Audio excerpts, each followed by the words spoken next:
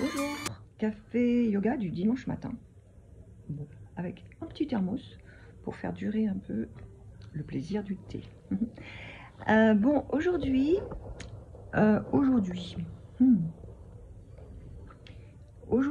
toujours pareil, c'est Bernard de Montréal avec le monde de l'invisible. Et le monde de l'invisible, à la page exactement 134, il nous parle de la domination.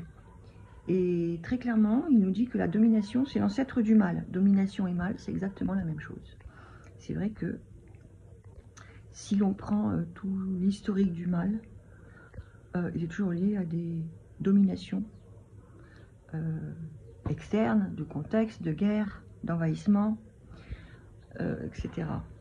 Mais bien sûr, il va un peu plus loin parce qu'il nous parle aussi de la domination de nos mémoires.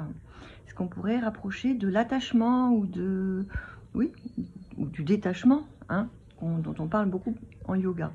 C'est-à-dire que cette domination, toutes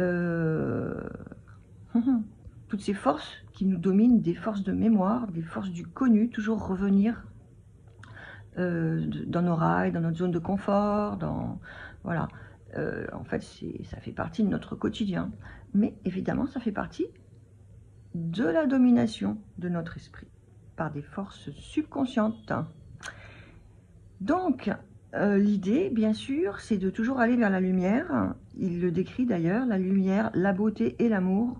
Je suis vraiment très attachée à cette notion de beauté dans le monde. Toujours s'entourer de beauté. Regardez là, j'ai même mis un sari en soie derrière moi. Plutôt que des rideaux gris. Toujours la beauté, la couleur. Bon, c'était juste une petite parenthèse. En tout cas, il décrit clairement que cette domination empêche le mouvement vers la lumière, le mouvement vers l'amour et le mouvement vers la beauté. L'évolution va passer par, pour lui aussi, par ces notions de devenir conscient, être attentif à chaque moment de la vie, par ce qui nous pousse, par ce qui nous pulse dans le terme de pulsion. Qu'est-ce qui fait que nous faisons un choix à droite ou à gauche?